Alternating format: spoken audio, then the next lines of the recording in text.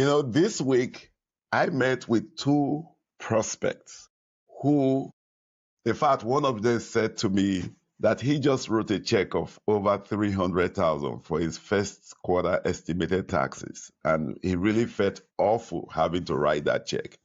And after listening to him, I did say to him, you could significantly reduce legally how much taxes you are paying.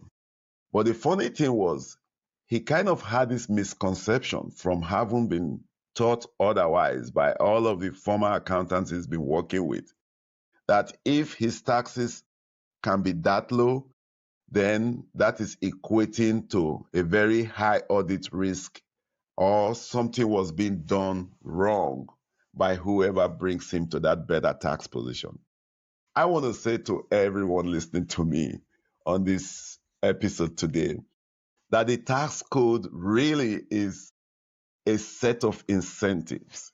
In fact, the government gives the tax code as a clear roadmap for you as an investor, for you as a business owner, to truly be able to plan out how you want to get to your end goal of financial freedom, your end goal of continuing to have your business, continue to provide its mission. And part of being able to provide that mission of your business is having sufficient cash flow to do what the business needs. If you are allowing taxes to continue to suck away 30, 40% of the money that the business is making, then you're putting your business in a risky position where sooner or later, one is going to either be stunted by lack of cash flow, and then you are not able to meet your obligations. The one thing I want to clearly say here, tax planning, tax savings, it's not a risky business. I hear a lot of times some people will say that's an aggressive strategy. There is nothing that is aggressive. It's a matter of always looking at what is in play and asking and figuring out whether or not this is relevant to you, this fits you, and you also understanding how the government wants you to use what is made available to get you to a better position. So there is a clear difference between what people consider or call aggressive. In fact, too many times, what is really happening is you have accountants who have not taken the time to really master the tax code as to be able to serve their business owner clients very well. And from a place of that knowledge that they lack, they have the fear and the anxiety of doing the right thing for their business owner clients. In fact, if you have a legal issue and you have to be in court, you go into court with an attorney because you have an attorney who your expectation of him is that he or she is going to serve your best interest. But unfortunately, in the profession of tax planning and all of that, I don't think that's exactly what's going on with most business owners and their service providers. Too many times, it's almost like the accountants themselves are not interested in bringing the best value to their clients in the name of it's aggressive or you want to avoid an audit. Again, I want to repeat, the tax code is a set of incentives. It's a set of incentives that the government has put out there for you to use to get yourself to the great place. And so there is what we call engineering of strategies. And that's why when we do what we do, we first of all try to understand your business in its totality. And from that place of understanding, we get you to a situation where we are now being able to propose what will work best for you in alignment with your business, in alignment with the rules of the game, in alignment with what you as the business owner, you feel comfortable doing. Okay. I'll give a very short, quick example.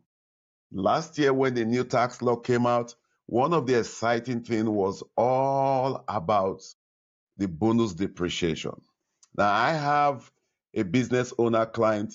She owns the building from which she runs her DDS business.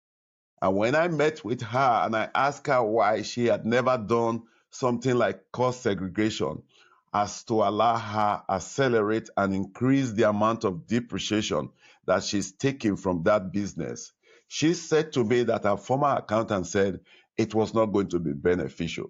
I mean, that really was very shocking to me, unfortunately, because I personally would consider that professional malpractice.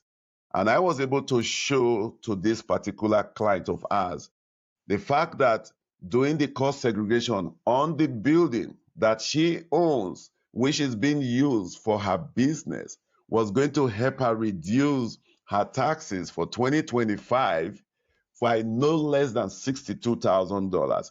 And it's amazing to hear somebody tell such a business owner that there was no benefit in doing that. So just imagine what additional $62,000 that she doesn't need to give to the Internal Revenue Service, what that could do for her business. Now, you don't need to be worried about an audit risk.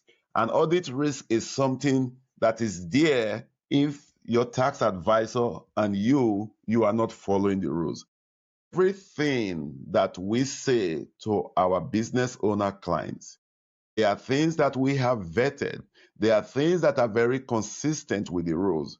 And in fact, when you go through an audit, if that ever occurs, you can be rest assured that the auditor is not going to be able to find any situation where he or she will be making any adjustment.